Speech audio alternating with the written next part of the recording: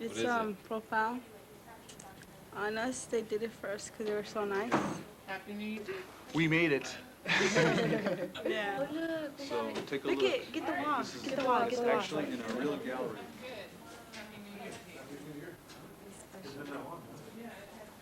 This is nice.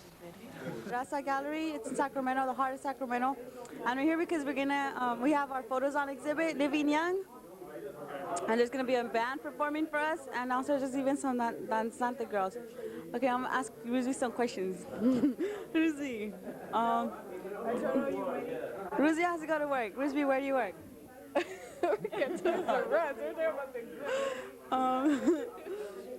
Rusby, how did you find your first days at San Jose? Pretty good.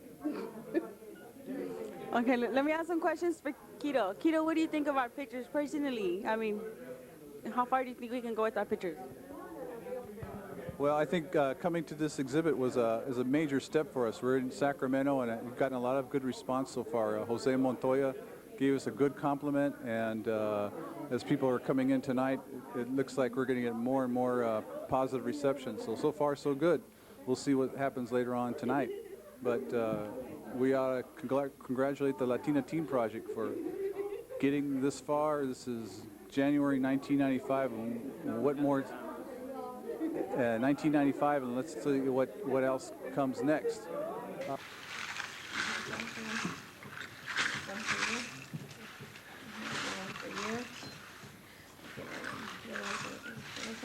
May all your dreams and all your aspirations that you have always come forward and come true.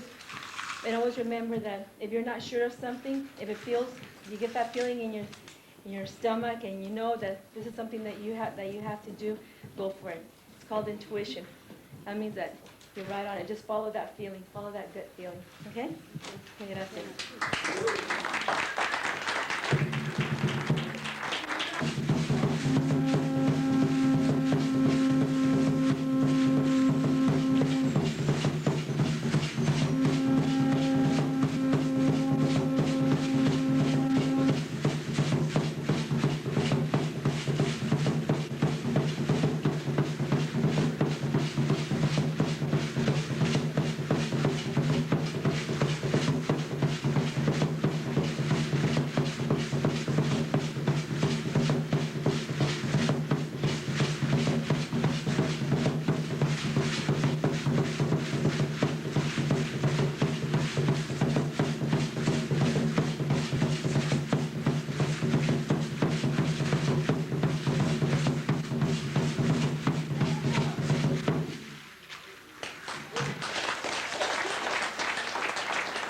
There's more exhibits going on, and one of the artists we're talking to right now is Juanishi Orozco, and this is him.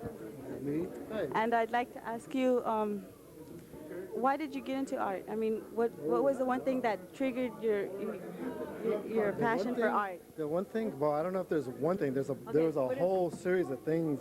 That wanted you to. I had a couple of older brothers that drew, you know, and I thought, gee, that's really neat. I wish I could do that. When I was a kid, I was 8 or 9 years old. Yeah. And did you go on? Yeah, well, they had it all over the walls in the bedroom, right? I thought, gee, I can try that. You know, so I tried it, and I could do it.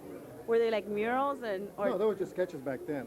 But I started doing my first murals when I was for me, it was in high school, which was. And what high school did you go to? I went here locally at Folsom High School. So you've been around Sacramento area All my life. the majority of your life? I grew up here. And so you started painting well, I and started arting doing murals in high school, in high school. which was back in the 60s. And right now, about how many pieces of art do you have out? Oh, there's so many, I couldn't even tell you because I constantly am doing murals. I finished one mural project, I'm into another mural project, and I have mural projects already lined up. Yeah. So I'm constantly doing murals, and then I'm constantly doing my own artwork. So, and then they're doing a PBS documentary on the group that I belong to. So it's at this point you get constant. Yeah. It's like if you don't do it, what are you doing? And why aren't you doing it? It's like you got to be doing it. You can't talk it, you got to do it. Yeah. And what group do you belong to then? I belong to the Royal Chicano Air Force. along with us. Chicano Air Yeah. Force. I'm an original member of the Royal Chicano Air Force.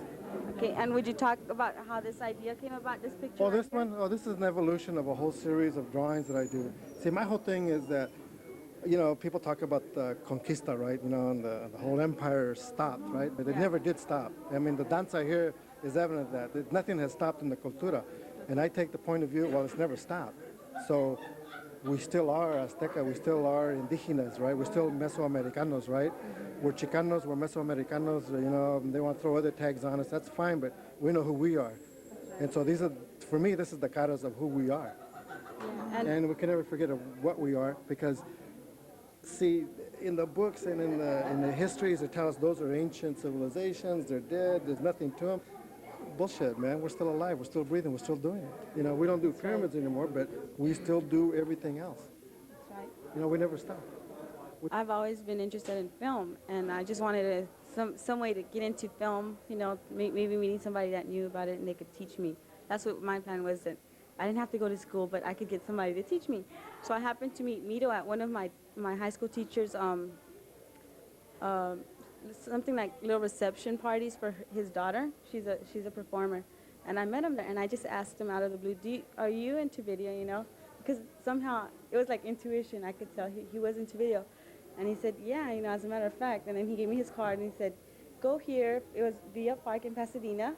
He said, go here. We have a group of girls, and we're all working on video, and if you want, you can stop by. And so I went, and I guess that's the way I started, and I liked the program.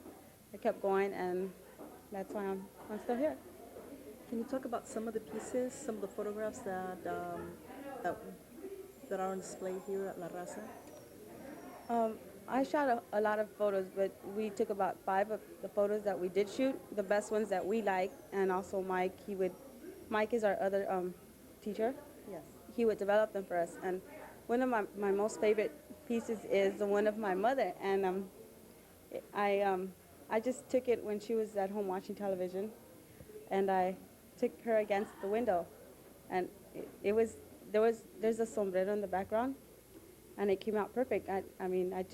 It was just there, and she was just there, so I guess that's the way it happened, but it's one of the most beautiful pictures that I think. I got invited by word of mouth because my friend Erica told me that she was going to some classes in Villa Park at the community center in Pomona, and in Pasadena, and in which they were doing a whole bunch of projects, including this new project which involved, young girls, or taking pictures of everyday life or special things, so things in their life that they consider special.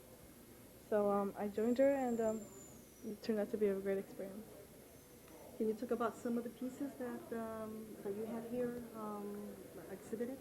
Okay, I don't have a favorite piece because every one of those pictures that are displayed, I think show a very special sentiment that I have, about my parents. Because but most of them, like in three of them, my little sister's included, and my little sister, she's very special to me. She's 2.5 years old, and I'm the oldest. So, and then I have another sibling, which is 17 years old, and she's, I look at her and, I wonder if she's going to have like the same childhood that I did, growing up in the barrio and growing up in the city, downtown LA, being a little chicanita. I wonder if she's going to have it as hard as I did, or if she's going to have it easier. And I'm hopefully, like, for example, Erica and the rest of the girls that participate in this program, she'll look back and see, look at me and look at my friend Erica, that, that, even the littlest things in our life, and every photograph, every segment, like one of those pictures is special. And it's not like, it's something that you could just like, not take into account, it's very, you should take into account because it's a piece of her, it's a piece of cultura. Once she looks out into the world, she'll see that, she's very special. She got her own little cultura. She's a chicanita. And I took a picture also of Jesus. I think in Catholic, in Mexican families, Catholicism or religion is very important. And I'm not here to preach or say that you should believe in Jesus, but that picture is a picture of a Jesus, and we took it in La Placita Olvera, and it's el Centro del Pueblo in downtown LA. And it just, I think those jóvenes that participate every year in La Placita Olvera and take Jesus, or to get costumes to practice in Las Posadas as Romans, they never get special attention. That gets me real mad. So I took a picture of this one guy that participated as Jesus, and I thought, that it takes a lot of guts because they have to take off their shoes and have to walk around downtown LA. and like Jesus did, and and with the cross, and make reenact the whole segment of how Jesus carried the cross all around Israel and stuff. So I thought that was very special, and that's a part of our cultura. So anything that's part of my cultura, I'll take pictures of, and that's very special to me. And I think that goes for the same for Erica. And even the smallest thing, the nopales are in the back of the yard of her house while she was taking pictures of Kim. They're part of her. Everything, the smallest thing. It'll become a matter of preservation of the culture, yes, and how you were raised. And I think that's why the pictures I got a lot. Like I think when they look at us, because right now I had some feedback. We had some feedback of some of the students that were here, some of the jóvenes, and they all said that they could communicate with the pictures. They're your regular special magazines with beautiful women, Anglo women. They're all gorgeous and stuff. We took pictures of our everyday life, and so they could communicate. And I think that's what made it very special to the audience, how they connect. They went up to us and they go, you know what? That's my backyard too. And that's my mom's just like that. And I took a picture of my mom breastfeeding my little sister. I never seen no pictures of that, and I think that's very special.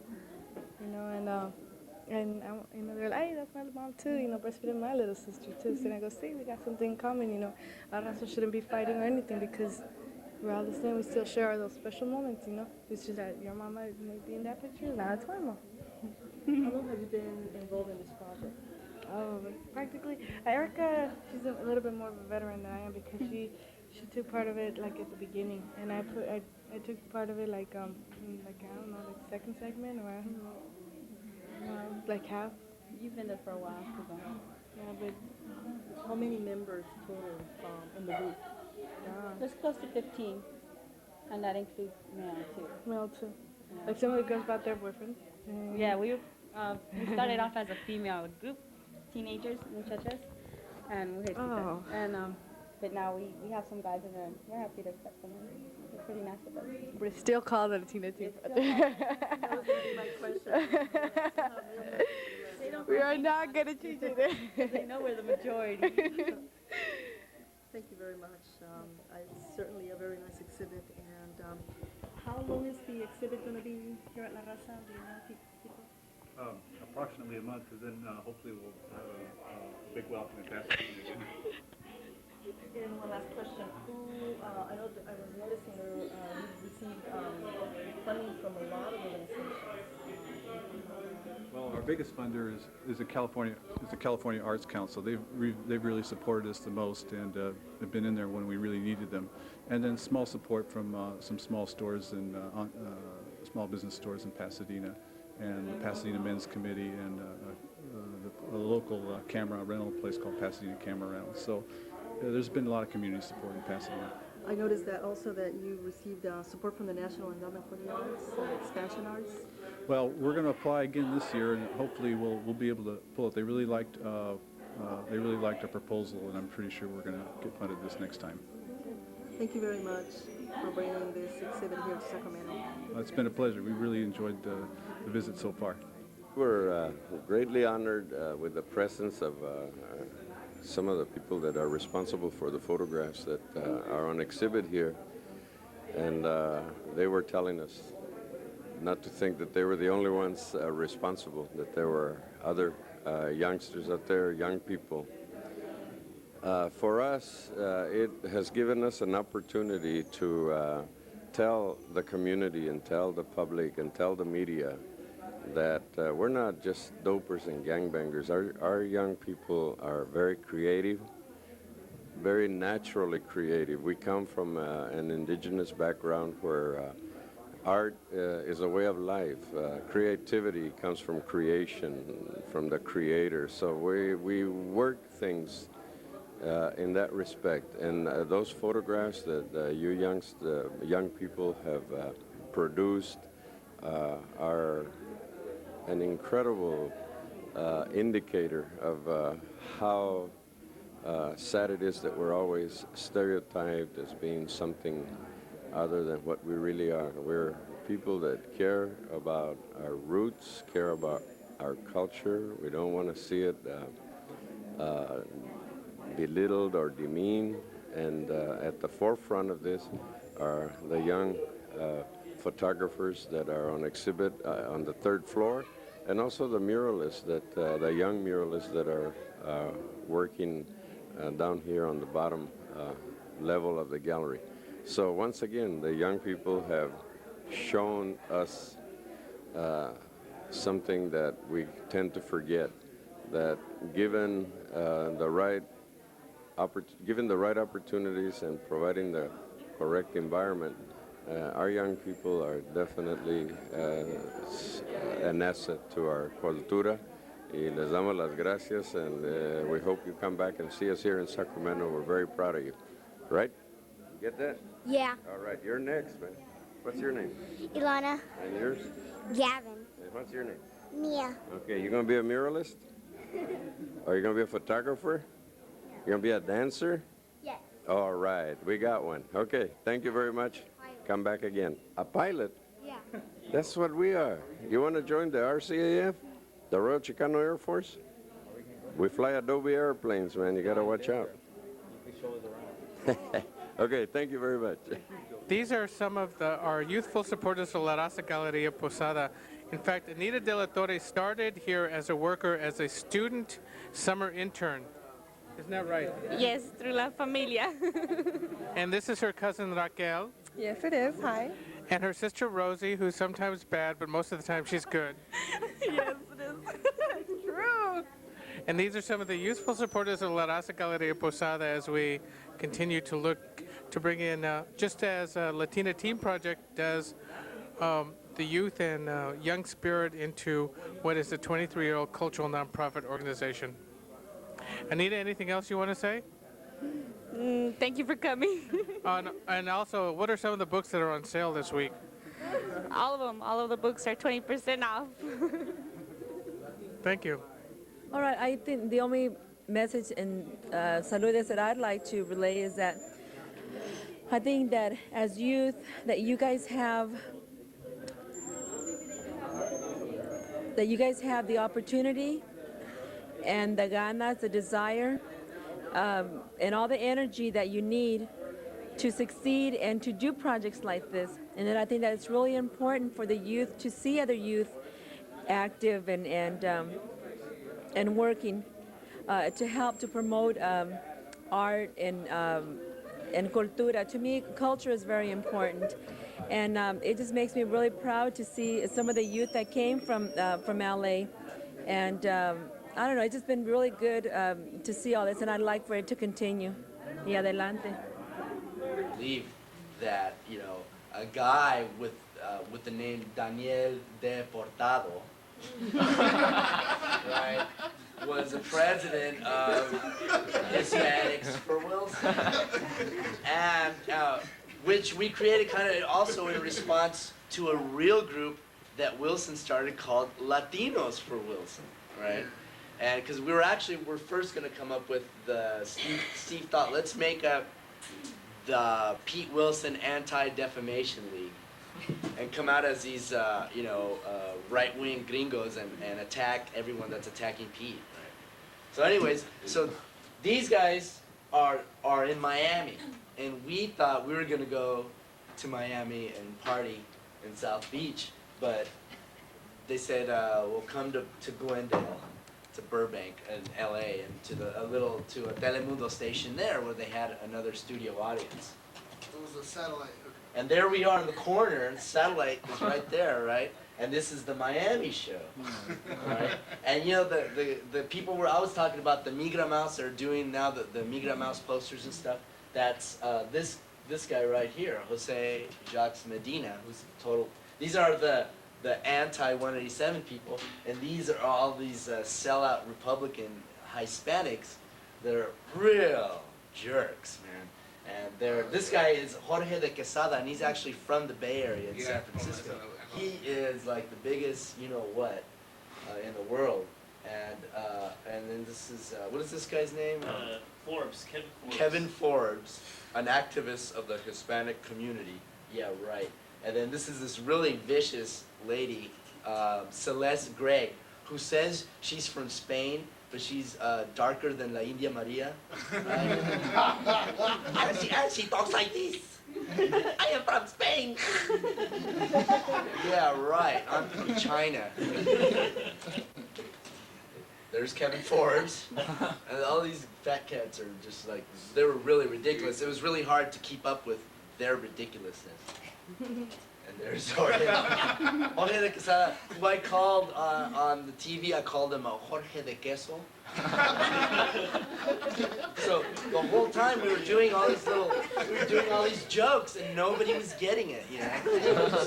Yeah, they were up in arms and rage at what we were saying. People were just like these old senoras were just like shouting us down. And the whole studio audience was screaming at us. And we were just like... We're just ignoring it. Oh, yeah, we felt so bad. Yeah. It was like the longest hour of our lives. Yeah. There's Pedro in the Miami audience, and we would see them on monitors, and we could see ourselves in monitors too. And here we are. It's kind of reverse how it really was. And here's our bodyguard, Rudy Rico. My personal assistant, Joe Bakatare. And Bakatare means idiot in Japanese or something, right? And then there's me, Daniel Deportado. This is Teresa, the kind of anchor.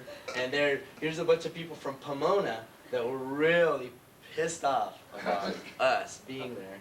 And then this guy is from One Stop Immigration. And he's Juan Jose Gutierrez. And he's like a total hardcore immigrants activist. He's bad. The dude is bad. And he was turning purple, this guy. So bad. Right? Totally bad.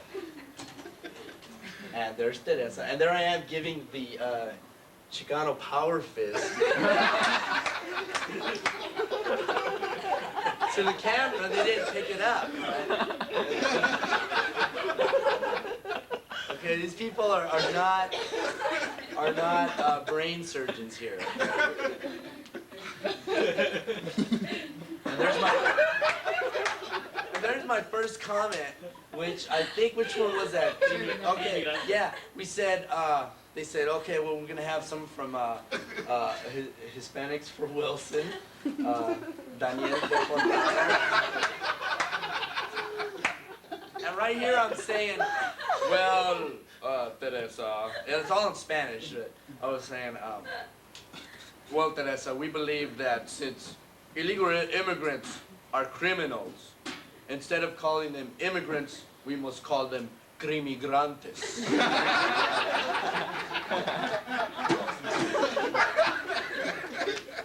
The room blew up.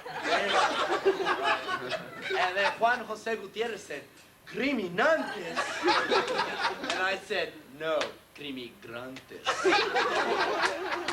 And then Lalo and Esteban started to giggle. Like little girls, man. They were like turning purple. I was biting my cheeks. They were laughing so hard. This infuriated the other people. They were saying, look at them telling their little white jokes to each other. They got more upset, right? It was great. They didn't think, oh, this is a joke. They thought we were really serious. And there's my, it's total obvious joke. My name is Daniel Deportado. Deported Danny, okay? They could get it. Nobody's laughing. Here's the second part. What do you tell him, Lalo, what you said? First of all, I didn't want to speak at all because I knew I would just bust up if I said anything really stupid. But you know, I bit my tongue like Steve, and she shoved the microphone in my face. So I said, oh, you know, to resolve the whole problem, you know, of this hysteria, I myself am going to return to Mexico with peoples and wins, you know, and everybody, the whole audience blew up and said, well, go! All at the same time. That was perfect. Go back!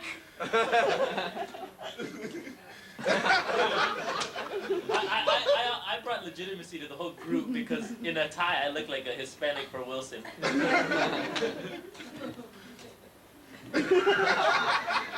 That's the Hispanic hurrah. That's right when he said, going back to Mexico. Yeah, yeah.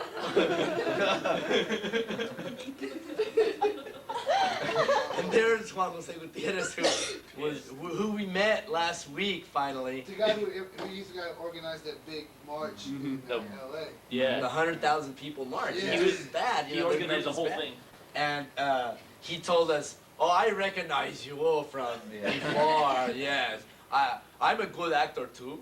I knew all along. Yeah. I feel like we talked to him. And then we asked the director of the group, and he said he didn't know. He was yelling. Yeah. He made us feel 2 inches tall. He was just like, hey, what was he saying? He was saying, "Oh, payasos." How can you expect us to have a reasonable discussion with these clowns? This is an outrage. And, he was just, and most of the time the camera was on Lalo, and me and Steve were on the side busting up, so the camera couldn't see that. And all you could see is Juan Jose Gutierrez getting all infuriated and us laughing, and nobody else knows. So it just looks funnier because. So, and here I am making I think the last comment, which was they asked me the last comment. I said, well, we have to remember we are in America and there's too much banda music. Right when I said that, the audience blew up, screaming, "What? Too much banda music? No!" Now, this is something that I picked up from, I went to the first game of the World Cup in Los Angeles, and Pete Wilson came out to kick out the first ball, right? Who's the genius that scheduled him to come out in a game of which was with Romania versus Colombia? The place was full. They had like 90,000 Latinos in the state in the Rose Bowl, right? So Pete Wilson comes out, and all you hear is "Boo, boo, tu madre," you know. Oh man! And Pete Wilson comes. "I'm your governor." Yeah, all right, bam, he walks off. And so, since they covered it in one sentence in the LA Times the next day, and it didn't come out on the news or anything, so you know everybody's paid off. Which is, I did in honor of the Walt Disney Company, which I urge all of you to boycott Disney. I know how painful that may sound. Walt Disney gave from $25,000 to $60,000 to Pete Wilson's campaign. And we all know Pete Wilson was the #1 beneficiary of the Prop 187 campaign. So what I did was I made a bunch of flyers that said boycott Disney on the bottom with this image. And Lalo, who is our production manager for Vulture Magazine, and myself went down to Disneyland where they had a protest and did a drive-by with a bunch of flyers and big flyers, you know, and gave them to the people, and the people started handing them out and stuff, right? So 2 days later, I get a call from the guy from One Stop Immigration, which is a immigrants' right group in Los Angeles, and they told me, "Oh, Lalo, we faxed your cartoon to Mexico City, and let me fax you something." He faxed me a thing from El Financiero newspaper in Mexico City that ran the Migra Mouse thing, just straight up with my address. It said public service announcement from LA Cucaracha, right? So it was down there. So then a few days later, they said, "Why don't you sell us the image so we can make Christmas cards with it?" And I said, "Sure, let's do it." So a week later, he tells me, "Oh, no, I'm sorry, we didn't do Christmas cards. Instead, we took the image down to Mexico, and they're affiliated with labor unions. The labor unions, the telephone workers union, it put down money to print 10,000 color posters of Migra Mouse, and they're gonna give us 5,000, and they're gonna spread 5,000 around South America. And then the immigrants' right activists in Europe were so happy because they hate Euro Disney. I guess everybody hates Euro Disney. So they said, "Yeah, this is our baby." So they're gonna make posters in Europe with Migra Mouse. And I still can't get I'm trying to get. I still can't get a poster. I'm originally, you know, after I did this, I thought, wow, this is gonna be great publicity if Disney comes after me and tries to sue me or whatever. But they've been real quiet. So. That's terrible. Hey, wait. We're not ready.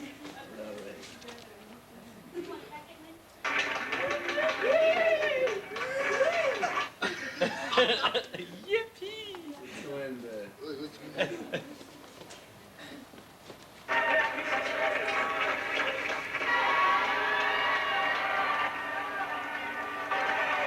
And as a space alien Oh my God. What am I doing with my life?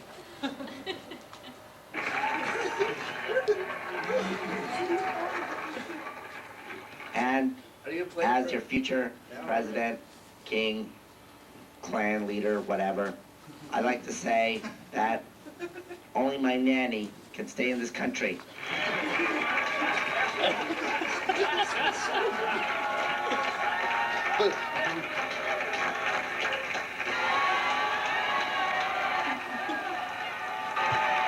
And as a space alien, I'd like to say my intergalactic booty. Thank you. Kiss it hard. Kiss it hard. Now.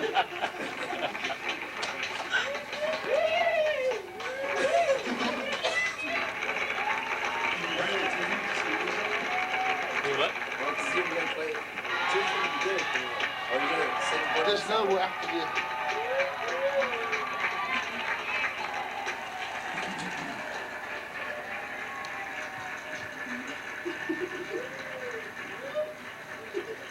And I'd like to say that the mamas are back. What should I say? No. No. No, you better go.